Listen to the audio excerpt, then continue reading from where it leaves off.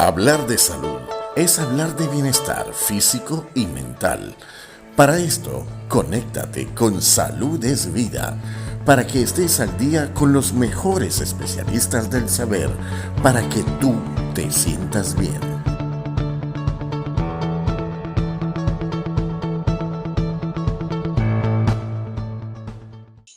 En esta ocasión estamos en presencia con el doctor Betulio Chacín, quien es neumonólogo desde Venezuela. Muchísimas gracias doctor por aceptar esta invitación, por esta ya de Salud es Vida. Ya he estado en otra ocasión directamente en Maracaibo, Venezuela, pero por radio. Esta vez nos tocó a través de este medio de comunicación que hoy en día es el número 1 en vista de esta pandemia que lamentablemente estamos sumergidos todos nosotros. En vista de eso, doctor Betulio, vamos a hablar sobre, como usted me dijo, backstage. Hoy se dice una cosa, mañana es otra, diversa. Gracias a que este virus evidentemente ha mutado, va a depender mucho del genoma de cada persona, pero en general, doctor Betulio, se sabe que el virus netamente a nivel... Es un virus que afecta mayormente la parte pulmonar. Se ha evidenciado en distintos países. Aquí en Italia han tenido ciertas características las personas, la población adulta es la que se está viendo más afectado. Hay patologías que, bueno, lo ayudan a empeorar la situación, pero en teoría, en términos generales, doctor, este virus hasta hoy, ¿qué ha visto como neumonólogo? ¿Cuáles han sido entonces los factores de riesgo donde amerite que este paciente ya sea aplicada la traqueotomía, que ya llegue a términos sumamente graves?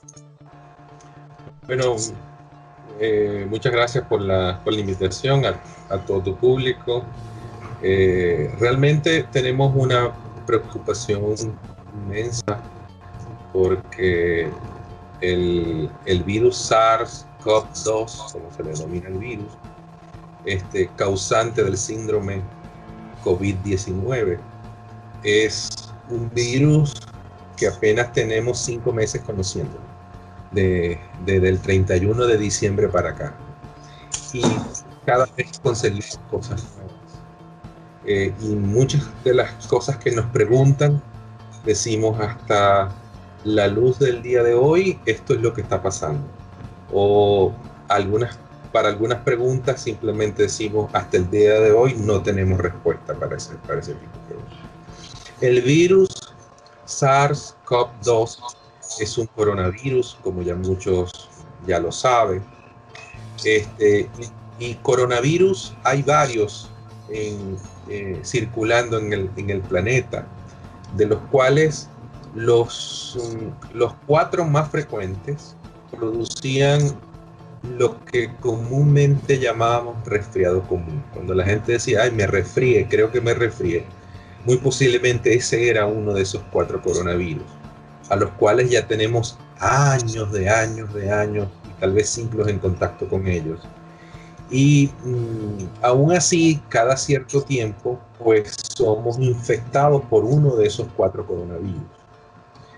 La experiencia de eso también preocupa porque si de vez en cuando nos volvemos a infectar por ese coronavirus, no sabemos si con este coronavirus también podrá ser así. Todavía no sabemos cuánto dura la inmunidad de un paciente que tenga este virus. Pero también a comienzos de siglo hubo otros 2 coronavirus que preocuparon mucho al planeta porque producían también un síndrome respiratorio severo. Esas son las siglas de SARS, síndrome respiratorio severo. Esos uno se dio también allá en China y en Corea, donde se presentaron algunos casos de ese del llamado SARS, y luego otro llamado MERS, que se relacionó a los camellos allá en Arabia Saudita. Gracias a Dios, en aquel tiempo ese virus no era tan contagioso como es este de ahora, y se pudo bloquear el virus y aparentemente esos virus ya no están circulando. Este nuevo virus, coronavirus o SARS-CoV-2, es 2 porque el SARS se acabó de comentar que se dio hace unas 2 décadas aproximadamente,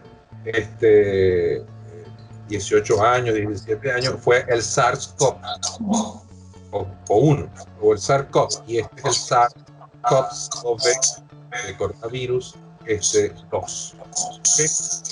Este virus tiene principalmente un impacto respiratorio. Da un síndrome de resfriado general, ¿verdad? Una gripe fuerte, pero su impacto general y su vía de entrada hasta ahorita es las mucosas de la cara y de la vía aérea. La mucosa conjuntival, la mucosa nasal, las mucosas bucales, en fin, todo el tracto respiratorio hasta el bronquio alvéolo. Aparentemente esa es la vía de entrada. Y así se pensaba desde el principio. Ahora bien, cada vez más estamos descubriendo que el virus tiene un impacto en otros sistemas del cuerpo. Ese otro impacto está principalmente en el sistema hematopoyético, en la sangre, y afecta la coagulación de la sangre. De ahí que ya se sabe, ya se tiene conocimiento en todo el planeta, de que todo paciente que presente una enfermedad por COVID-19 debe ser anticoagulado.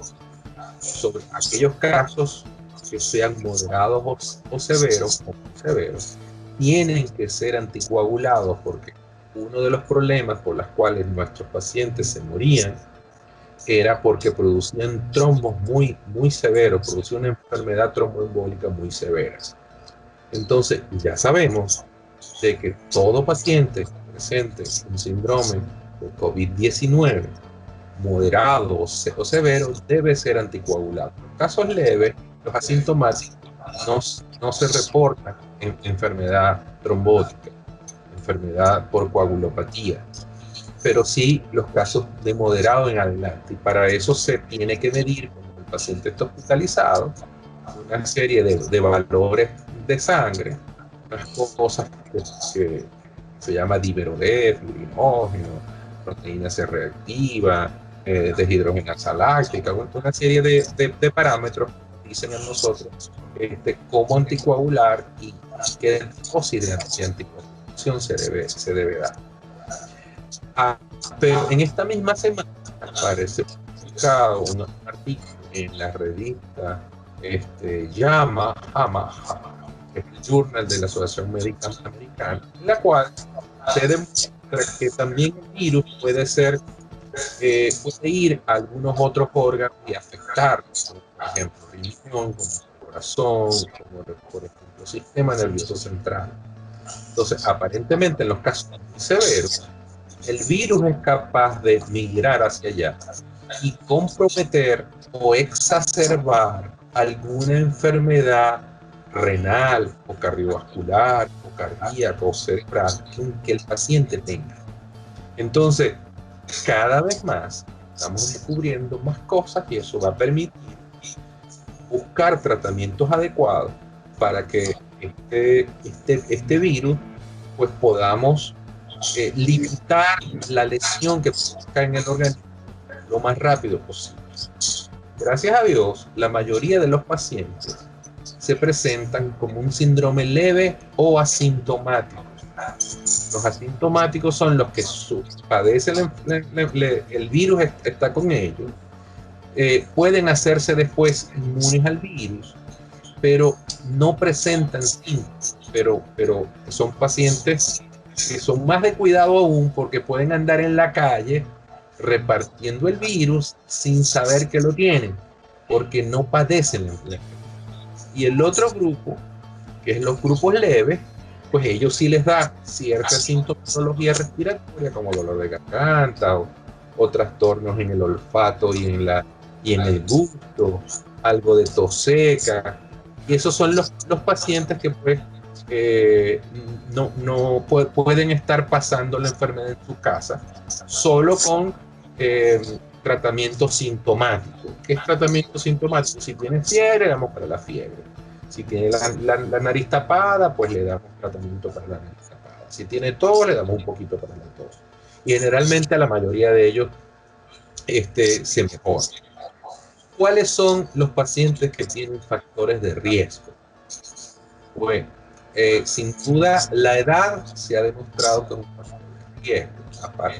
A medida que el paciente tiene más edad, es probable que presente un grupo de enfermedades o presente otras enfermedades que hacen que este virus se torne más agresivo. Los pacientes con enfermedades cardiovasculares, con enfermedades renales o con hipertensión aparentemente son pacientes que se comportan peor. Entonces, en ese grupo de enfermos, pacientes mayores de 55 años que tienen comorbilidades, tienen una probabilidad más elevada de hacer un síndrome COVID-19 más severo. Ellos aproximadamente pueden estar en el 20% de esos casos, y muchos de ellos terminan en los cuidados intensivos con una enfermedad, con una neumonía severa y con un síndrome de distrés respiratorio, que es una afectación pulmonar donde ya el oxígeno no pasa a través del pulmón y se sangre.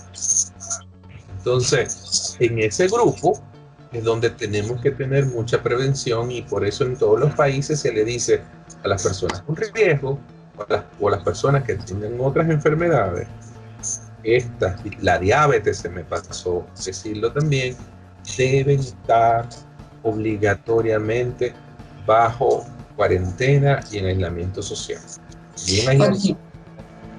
Doctor, si bien es cierto, ya lo ha dicho, de que hay estos factores de riesgo, hay las personas más propensas, dependiendo de lo que tengan. Aquellas personas que ya han sido diagnosticadas, por ejemplo, con un derrame cerebral, el tratamiento de por vida, por prevención, son anticoagulantes, ¿o me equivoco? Esas personas que los estén escuchando podrá decir, yo estoy a salvo porque tengo ya un tratamiento de prevención donde la sangre está, vamos a decirlo en términos más entendibles, ligera, y evita entonces que se propicie esos coágulos. ¿O qué le decimos a ese paciente o a esa persona que está en tratamiento con anticoagulantes de que igualmente tiene el peligro e igualmente puede ser atacado severamente?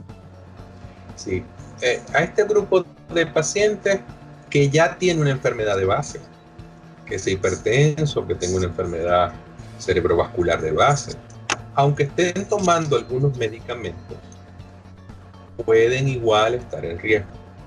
Explico. La anticoagulación tiene como que varias etapas, ¿okay? Tiene varios tratamientos en los cuales unos producen como una anticoagulación muy discreta, y otros medicamentos producen una anticoagulación completa. Entonces, la aspirina, por ejemplo, el clopidogrel, son antiagregantes plaquetarios, no son anticoagulantes como tal. Entonces, en este grupo, en este síndrome COVID-19, el problema de coagulación es muy severo y tenemos que colocar anticoagulantes muy fuertes. Cuando el paciente tiene unos valores muy elevados de algo que se llama dímero D, que es un indicador de coagulación de la sangre, más o menos, por encima de 1000, ya nosotros tenemos que colocar anticoagulación de manera terapéutica.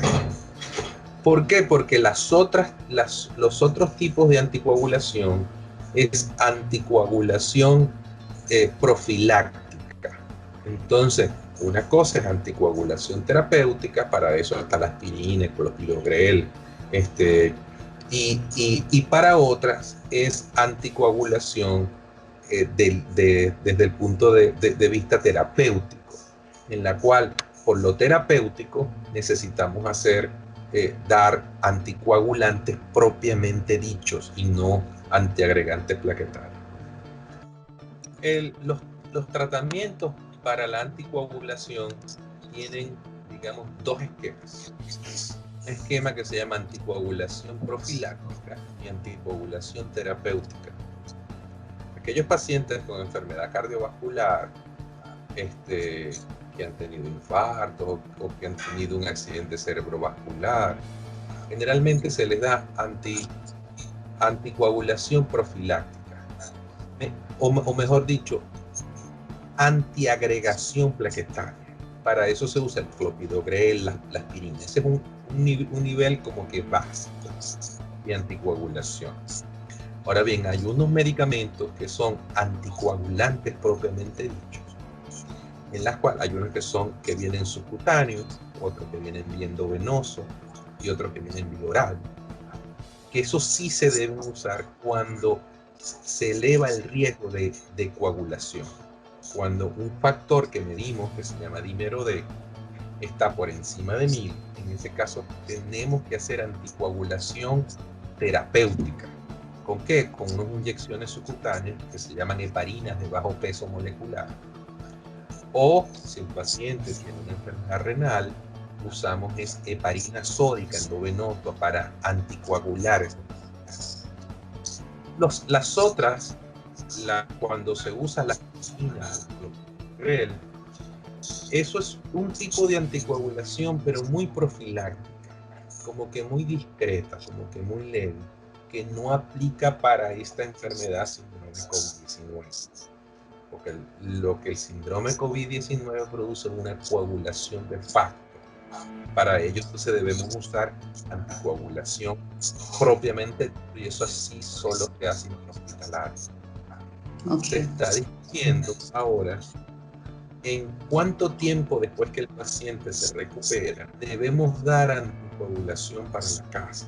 Si debemos seguir con heparina de bajo peso molecular para la casa o debemos continuar con medicamentos biorales que también son anticoagulantes, que nosotros lo llamamos anticoagulantes orales, como por ejemplo la Apixaban, que se está recomendando mucho en este caso.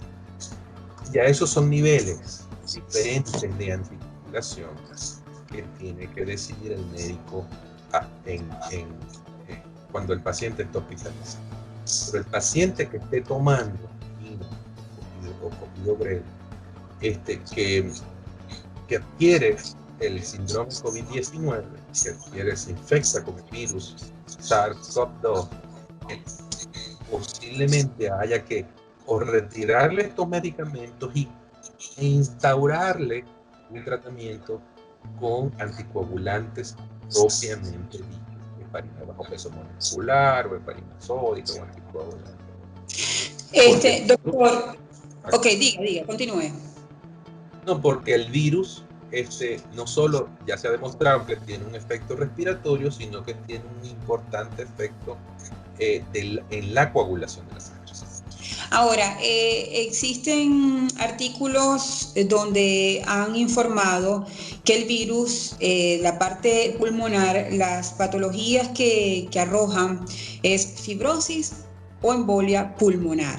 Eso es a producto obligatorio gracias a esta coagulación, o puede ser que se genere únicamente coágulo, se trate con ese anticoagulante y no llegue a fibrosis o embolia pulmonar. Bueno, uno de los riesgos que se tiene cuando el paciente adquiere la enfermedad es que haga trombos en cualquier parte del cuerpo, ¿okay? Pero principalmente en trombos a nivel pulmonar, tromboembolismo pulmonar, porque eso es muy grave, es una de las enfermedades más serias que hay. Entonces, para evitar eso, es que se debe instaurar inmediatamente el tratamiento anticoagulante, pero de manera terapéutica, no de manera profiláctica, como cuando usamos aspirina o clopidogrel, no, es de manera terapéutica, con heparina de bajo peso molecular o heparina sódica, que es el tratamiento ideal. Ahora bien, con respecto a la fibrosis de pulmón, todavía estamos como que muy temprano para estudiar a esos pacientes que salen de la unidad intensivas con un síndrome de distrés respiratorio del adulto por una neumonía. Sabemos que el síndrome de distrés respiratorio del adulto tiene varias etapas, ¿okay? Y una de las etapas del síndrome de distrés respiratorio, la etapa final, o donde se puede resolver ese síndrome de distrés respiratorio, hay cambios fibróticos. Y esos cambios fibróticos, luego en el paciente, cuando los seguimos al resto de su vida, podemos ver que se pueden presentar cambios de fibrosis en el pulmón. Eso no quiere decir que hagan una enfermedad que se llama fibrosis pulmonar idiopática, que es otra cosa. Sabemos por la experiencia de la epidemia de H1N1, de influenza H1N1, que muchos de esos pacientes hicieron después enfermedad fibrosante pulmonar. Para esta enfermedad todavía no sabemos cómo se van a comportar los pacientes que salen de la unidad intensiva después de haber tenido un síndrome respiratorio, un síndrome respiratorio del adulto. Posiblemente, por la experiencia que se tiene de la epidemia de influenza H1N1 y por la experiencia de otros trastornos que producen síndrome de distrés respiratorio del adulto, es posible que estos pacientes sí hagan enfermedad fibrosante. No sabemos qué grado de enfermedad fibrosante va a ser. No sabemos porque todavía es muy pronto. Tenemos apenas 5 meses en esto. Y los pacientes que se pudieron haber recuperado de enero para acá, todavía no hay una estadística publicada que nos indique a nosotros se han comportado de esta manera. Todo está abocado a lo agudo. Claro. El planeta está abocado al agudo. Entonces, posiblemente luego ya comenzarán a hacer estudios en estos pacientes que ya salieron de la neumonía y donde se resolvió el síndrome respiratorio del adulto, y que podamos ver qué tipo de enfermedad pueden tener ellos. Eso sería una respuesta crónica a la enfermedad. Ok. Bien, tromboembolia pulmonar es una consecuencia aguda de la enfermedad, hay que tratar de inmediato antes que se presente. Cuando ya tenemos un paciente con una enfermedad moderada o severa, muy severa, tenemos que medir obligatoriamente dímero D, deshidrogenasa láctica, filtrinol, factor de coagulación, e instaurar inmediatamente el tratamiento anticoagulante. Ok, doctor, vamos al otro escenario. Se lo digo como comunicadora. Ha habido una campaña desde el comienzo alarmante, 1000 por 1000, en el sentido de, en vista de que este virus haya logrado tantas muertes. Por ende, los medios se han dedicado a igualar el COVID con muerte, no más. ¿Ok? Ok, ya eso es otra línea. Sin embargo, se han dedicado a cómo prevenirlo, el lavar de las manos, evitar, tú sabes, el contacto, etcétera, etcétera. Pero no han hecho absolutamente nada en relación al cigarro. Lo digo con mucha responsabilidad. Yo he visto, me he analizado, por ejemplo, yo estoy aquí viviendo en Italia, lamentablemente una de las poblaciones donde el consumo del cigarro es altísimo, altísimo. Le pregunto como neumonólogo, ¿qué papel juega el que ha fumado a partir de los 13 años? Porque ese es el promedio, que en Europa, lamentablemente, ese es el promedio de que el ciudadano comience a fumar, ¿ok? Estamos hablando de cigarrillo, sin decir lo demás. Entonces, ¿qué papel juega el que ha consumido tanto cigarro y que aún ahorita sigue consumiendo a pesar del peligro que está emanando este tipo de virus a nivel pulmonar? Bueno, el cigarrillo va a favorecer la lesión pulmonar que pueda producir el síndrome COVID-19 o el coronavirus. ¿Por qué? Porque se va a conseguir con un pulmón totalmente dañado, totalmente enfermo, y la lesión y la severidad de la lesión va a ser mucho más severa en un paciente que es joven. Entonces, Se debe dejar de fumar de inmediato. No se concibe que en un mundo con una pandemia de una enfermedad que produce neumonía severa, la gente todavía esté fumando. El cigarrillo favorece la lesión pulmonar que ocasiona el coronavirus.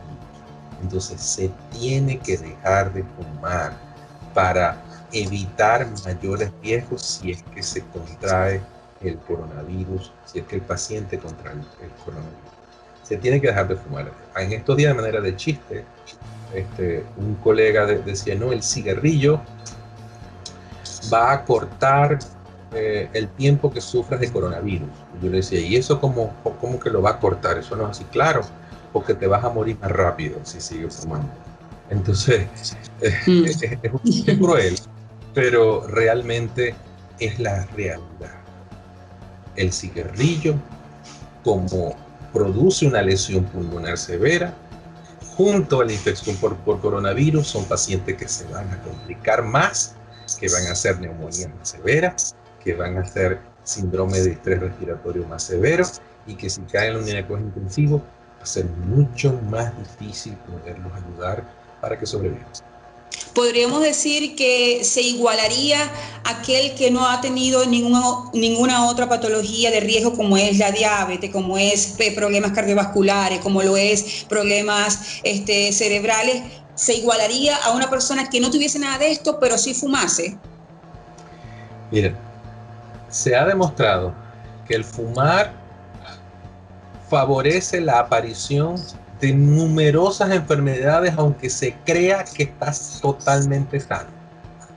Muchas personas dicen, no, yo fumo, pero me siento muy bien, estoy totalmente sano. Falso. Hay numerosos estudios en los cuales muchos pacientes fumadores tienen numerosas comorbilidades, o sea, numerosas otras enfermedades. A veces lo saben que los tienen y a veces no saben que los tienen. Entonces, el paciente fumador es un paciente enfermo, así como el paciente obeso es un paciente enfermo, según le dicen los internistas. Nosotros, los neumólogos, decimos un paciente fumador es un paciente enfermo, porque tiene un pulmón enfermo. Y también va a tener enfermedad de algo que nosotros llamamos el endotelio vascular, que es la capa interna de las arterias y de las venas por donde pasa la sangre. Los pacientes fumadores tienen eso enfermo, y el coronavirus afecta el endotelio, y posiblemente esta es una de las vías en las cuales se producen los trombos en los pacientes. Es una de las vías por las cuales se enferman las coronarias y el corazón de los pacientes con COVID-19. Importantísimo lo que ha dicho, y me parece muy responsable de su parte, bueno, como especialista en la materia. Existen también, doctor, ciertos ejercicios, ¿no?, que lo han, porque este medio obviamente es muy amplio, ejercicios que recomiendan hacer para monitorearse cómo está la capacidad respiratoria. Le pregunto, ¿esos ejercicios son válidos a la hora de hacerlos todos los días, o no hay que estar en paranoia, o cuáles son esas ciertas alarmas que uno podría entonces sospechar? Y bueno, realmente no hay que estar en paranoia, ¿no? La idea es no acumular estrés. Infórmate de cómo va la situación una vez al día, conéctate con la noticia, y luego ya, el resto del día dedícate a otra cosa. Baja el nivel de estrés. ¿Okay?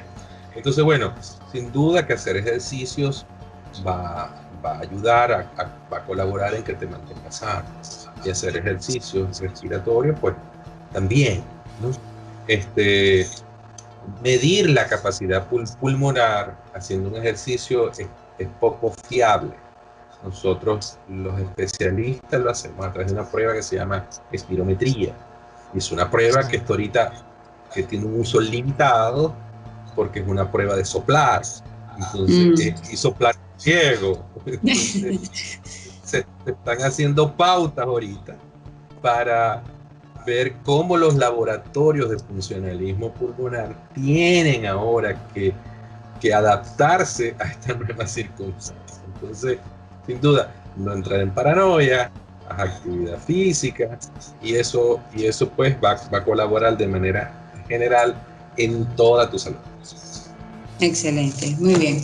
Doctor, muchísimas gracias. Creo que dijimos lo más importante, sobre todo cómo está actuando hasta hoy el virus en nuestro organismo. Es importante, vamos a hacerle seguimiento. Yo me comprometo a estar detrás de ustedes para ver cómo se ha comportado ese paciente después de tanto tiempo, un tiempo que ustedes lleven el criterio que decidan en junta médica, que yo como periodista, pero usted como médico, yo le he dicho a otros especialistas, debería haber una junta médica mundial, es decir, en cada país se comporta de diferentes maneras por diferentes factores, el genoma es uno, y en conjunto llegar a un acuerdo, ¿ok? Para eso vamos a hacer el seguimiento a ver cómo entonces se comporta los efectos de aquella persona que haya llegado a el estado de la fibrosis, ¿no? El estado severo ya de este virus, e informarlo, porque lo importante es generar conciencia, doctor. Conciencia y obviamente salud preventiva, porque por el desconocimiento también cometemos ciertos errores donde agravamos más la situación. Estamos, Una de las cosas por las cuales una de las cosas que se está investigando es saber cuánto tiempo dura la inmunidad. ¿Okay? Si la persona contrajo el virus, ya pasó el virus dejó una huella inmunológica, así como deja la huella inmunológica una varicela o deja la huella inmunológica un sarampión, en la cual a esa persona no le vuelve a repetir en ningún momento en la vida. Pero no sabemos si el coronavirus es así, porque los otros coronavirus, los que dan resfriado común, eso sí repite. Entonces no sabemos si se va a repetir, no sabemos cuánto tiempo va a durar la inmunidad. Entonces las vacunas que se están preparando casi en una carrera mundial buscan tener la mayor inmunidad posible y el mayor tiempo posible. No sabemos después si la vacuna habrá que ponernos cada 6 meses o cada año, como nos colocamos la vacuna antiinfluenza, el refuerzo, que no las ponemos cada año. Entonces, son muchas preguntas a las cuales no tenemos respuesta. Si bien, y el otro aspecto que quiero aclarar es que la mortalidad del virus ha variado un poco entre cada país, y tal vez la longevidad en un país por sobre otro, las condiciones de salud sobre otro, los que fuman sobre otros países, en fin. La mortalidad ha ido entre 1 y tanto hasta el 6, 7, 8%, 5% en otros países, ¿no? Así que, y la mortalidad el que predomina es en adultos mayores, de 55 años en adelante, o sea que ese es el foco al que hay que cuidar más. Entonces, tenemos que cuidarnos, tenemos que lavarnos las manos todo el tiempo, si estamos en la calle, evitar llevarnos las manos a la cara, a los ojos, a la nariz, a la boca. Hay que lavarse las manos y echarse, o si no hay en ese momento disponible agua y jabón, pues el gel con alcohol de por lo menos el 60% más, lo ideal es el 70%, sea lo necesario para lavarnos nuestras manos y no tocarnos la cara, a menos que ya estemos en la casa, nos hemos lavado bien, etcétera. Sí, muy bien. Doctor, ¿dónde podemos encontrarlo? ¿Algún contacto para aquella persona que ya que lo ha escuchado y quiera comunicarse con usted? Bueno, yo estoy en Maracaibo, en Venezuela, pero atento a todas las circunstancias, porque tú sabes, yo soy el presidente de la Sociedad Venezolana de Neumonólogos y Cirujanos de Tórax, y bueno, estamos pendientes de toda esta situación, haciéndole seguimiento a todo, las estadísticas, a los resultados, las investigaciones, dando asesoría, reuniéndonos con organismos internacionales, dando nuestro conocimiento para que la población en general se ayude. Entonces, bueno, aquí a través de mi cuenta Instagram, @doctor Betulio Chacín, Betulio con B de bueno, Chacín con C de casa, o en mi cuenta Twitter, @Betulio Chacín. También estoy pues a su orden para cualquier duda, con mucho gusto la podamos aclarar. Y en Maracaibo, en la Universidad del Zulia y en la Policlínica Amado de Maracaibo, Venezuela. Excelente, muy bien, doctor. Y bueno, ahí te pongo el canal a su total disposición, sobre todo también a la Sociedad de Neumonólogos, porque bueno, pienso que debemos informar. Hoy en día, aprovechar estos medios a nivel mundial, creo que hay que crear conciencia no solo en la ciudad, sino a nivel mundial, definitivamente. Mientras más conciencia haya, yo creo que se evita más esta propagación de esta enfermedad, generando simplemente la conciencia. Muchísimas gracias por este enlace y está comprometido ya para un próximo encuentro donde, bueno, aclararemos sobre todo estas consecuencias y otras patologías que están los espectadores en todo el derecho de conocer. Con mucho gusto, María. Con mucho gusto. Muchas gracias, doctor. A la próxima. Hasta la próxima.